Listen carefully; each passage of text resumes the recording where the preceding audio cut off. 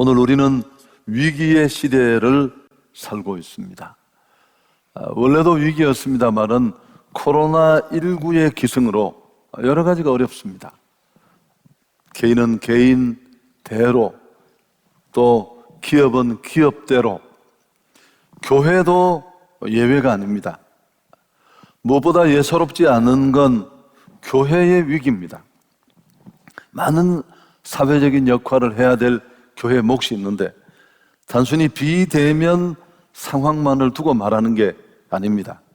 오늘 교회는 세상으로부터 공격을 받고 있습니다. 교회가 흔들리고 있고요, 정체성의 혼란을 겪고 있습니다. 이게 진짜 위기예요. 교회가 교회됨의 기능, 교회의 모습을 모를 때 어떤 것보다 더 큰 위기입니다.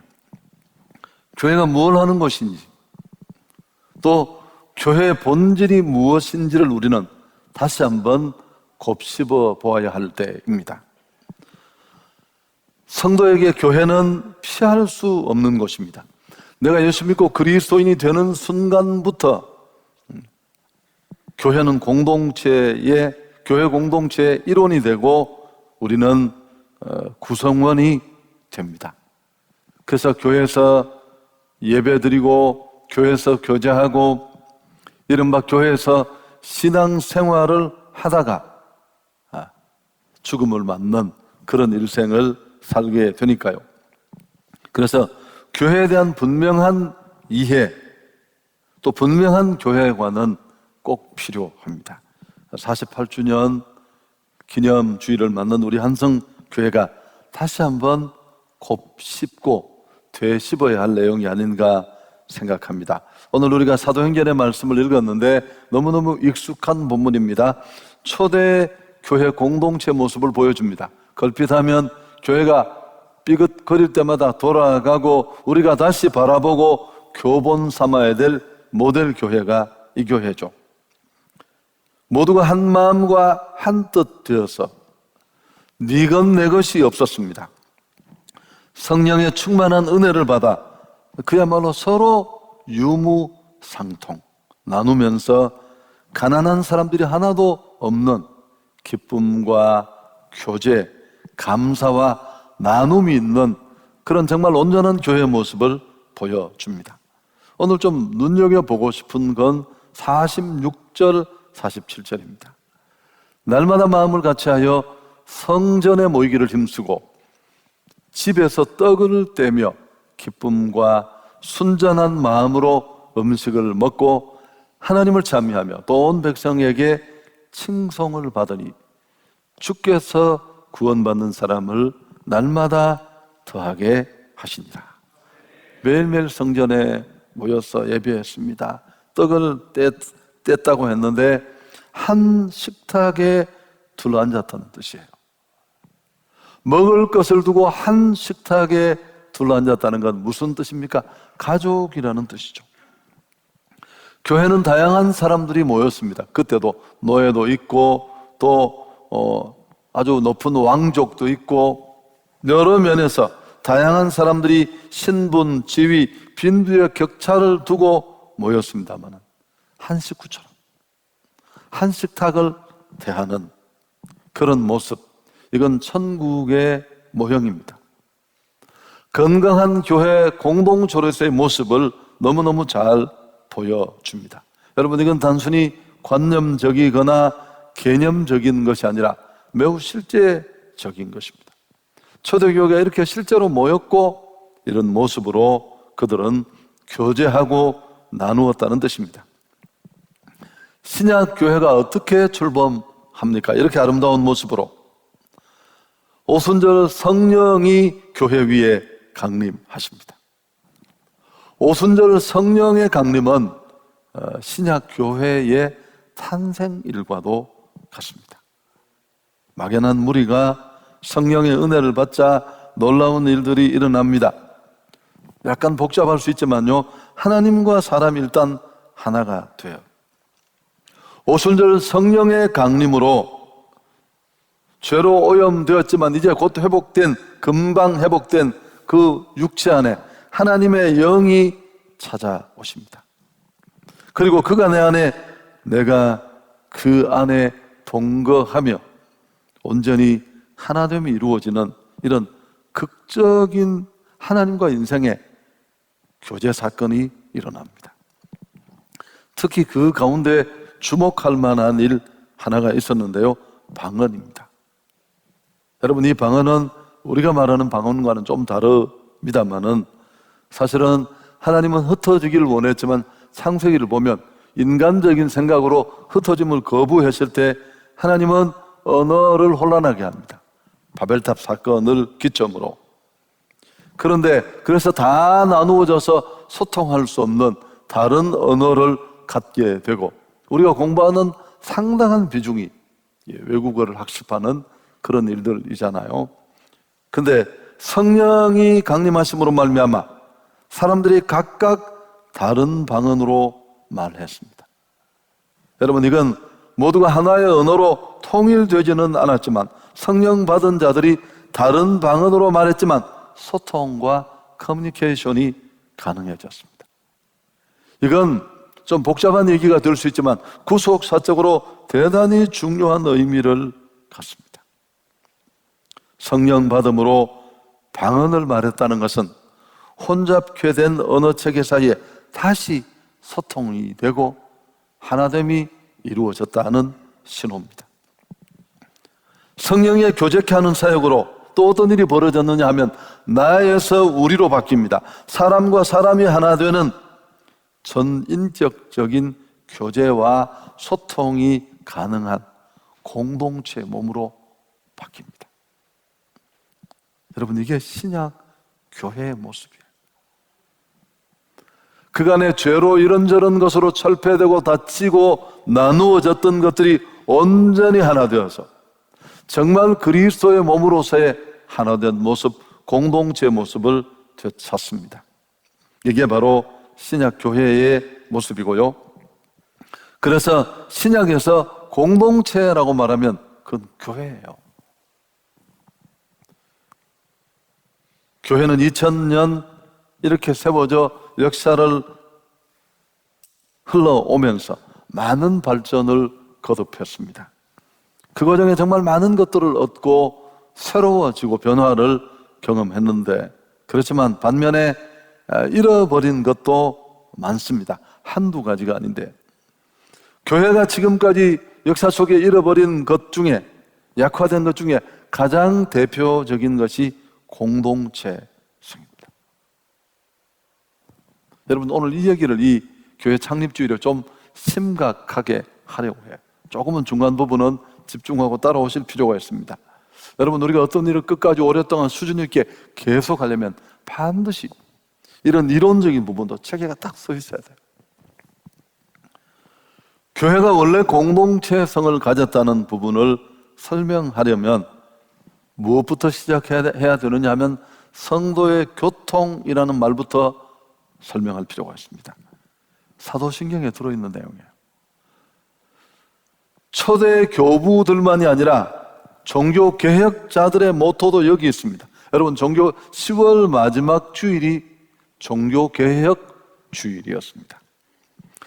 개혁을 외쳤던 이 개혁자들이 교회 본질을 말할 때 항상 전면에 들고 나왔던 게 성도의 교통이라는 겁니다. 그래서 이 정신이 그대로 우리 신앙을 고백하는 사도신경 안에 그대로 들어있습니다.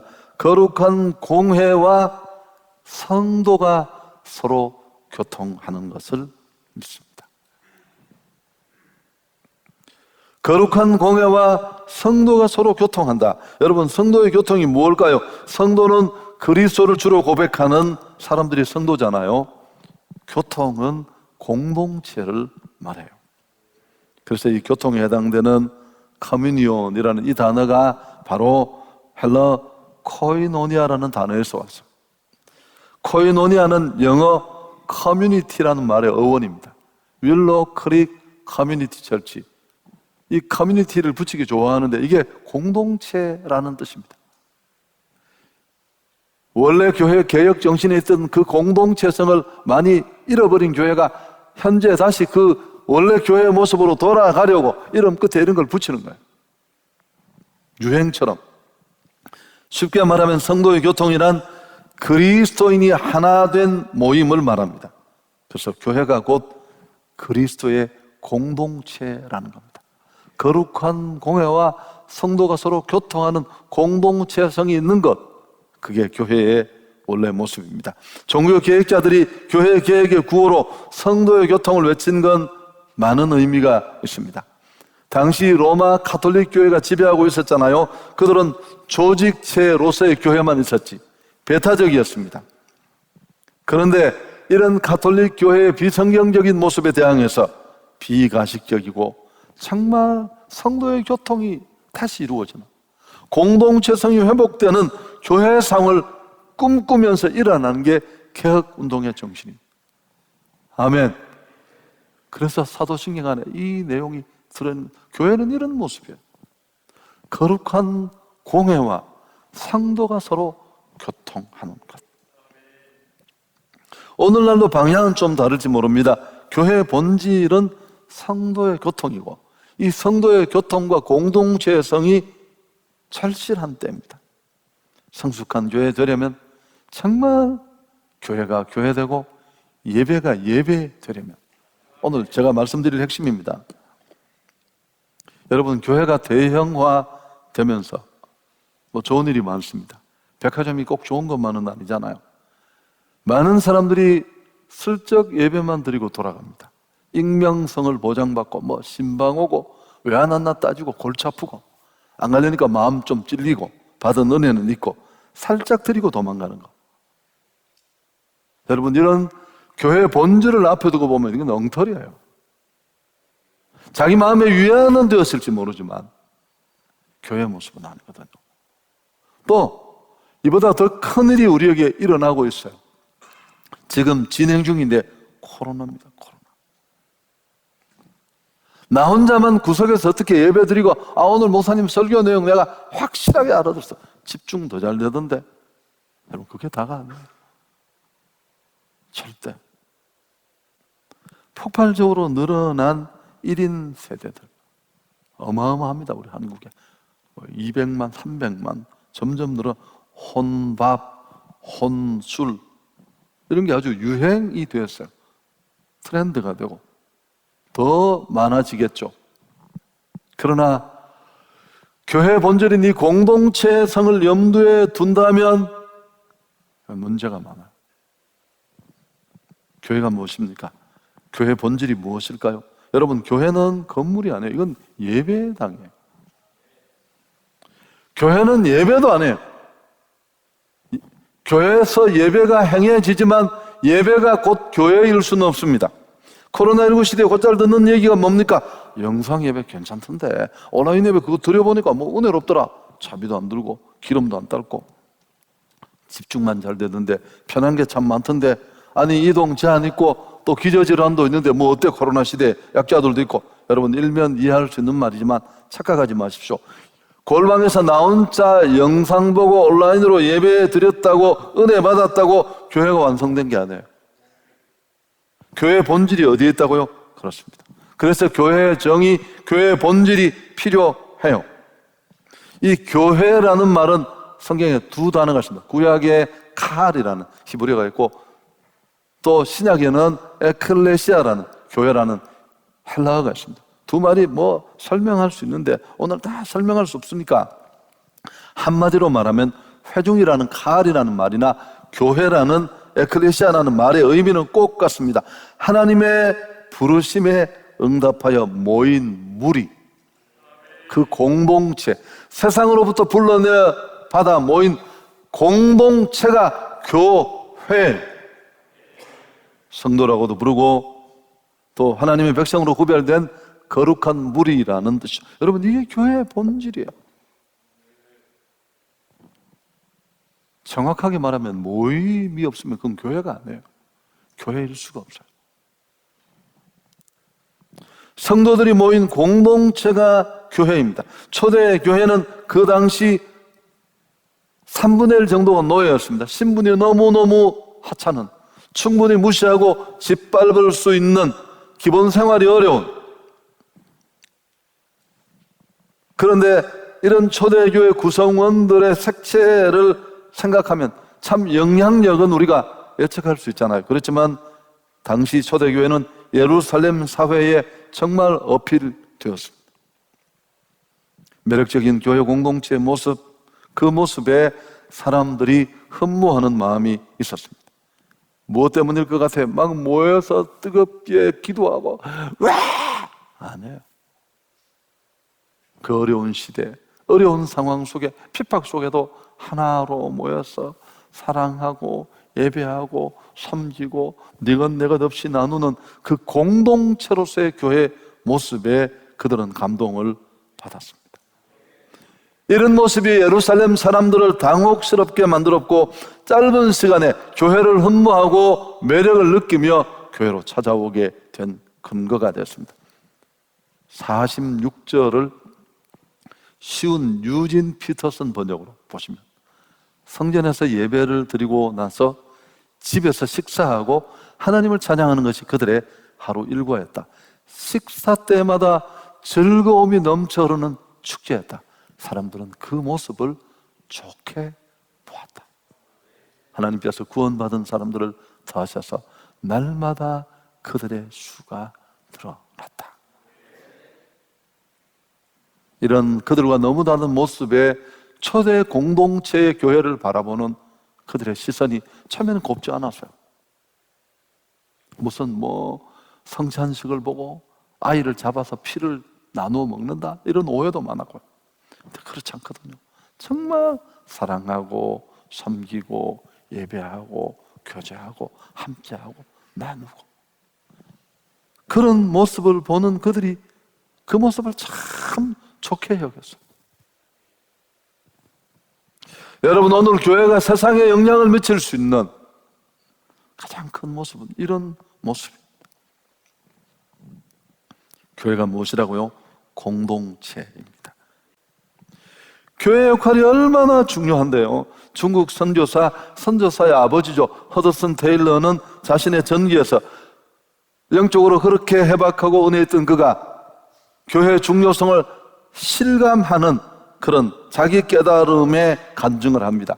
중국에 가서 혼을 담아 7년 동안 곳곳에 많은 제자들을 얻었습니다. 그리고 재충전하고 새로운 프로젝트를 세우려고 1년간 안식년을 한다고 영국으로 돌아왔습니다. 1년 마치고 돌아가 보니까 그렇게 힘들게 세우는 제자들 중에 상당수가 믿음을 잃어버리고 원래 세워졌던 제자들도 예전과는 전혀 다른 허약한 모습으로 무너진 것을 보고 너무너무 안타까워했다고 합니다. 그렇게 헌신된 사람들이 어떻게 저럴 수 있느냐. 믿음의 비밀을 다 잃어버린 그들의 힘 빠진 모습을 보고 도대체 이유가 뭘까? 그가 깨닫게 된 결론이 뭘까요?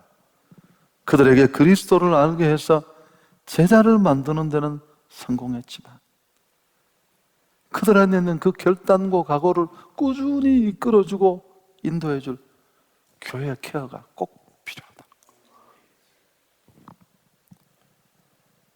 여러분, 한 사람이 구원받았지만 교회 공동체의 도움과 세움 없이는 건강한 신앙인으로 하나님이 기대하는 영향력 있는 예수의 사람으로 살 수 없습니다. 이것도 유명한 얘기잖아요. 무디가 한 유력자가 교회를 나오지 않아서 권면하러 갔습니다. 그랬더니만 그 사람이 교회 안 가도 믿음만 잘 지키면 되는 거 아닌가요? 여러분, 맨날 듣는 얘기잖아요. 그러자 겨울이었습니다. 활활 타고 있는 난로 속에서 집게로 석탄 하나를 끄집어내서 벌건 석탄을 밖으로 내어놓았습니다. 그 벌겋게 달아 타던 석탄 한 덩어리는 새까맣게 식어서 숯덩이로 바뀌고 말았습니다. 우리 신앙생활에 여러분, 교회가 얼마나 중요한지, 교회 와서 상처받기도 하고 마음이 상하기도 하고 실망스럽기도 하고 그렇지만 그렇지 않습니다. 75년 동안 724명을 대상으로 하버드 대학에서 한 이 종단 연구, 역사에 이런 연구가 없었어요. 세계 최고의 대학에서 724명을 75년 동안 연구를 했어요. 내 이야기 다 못해요.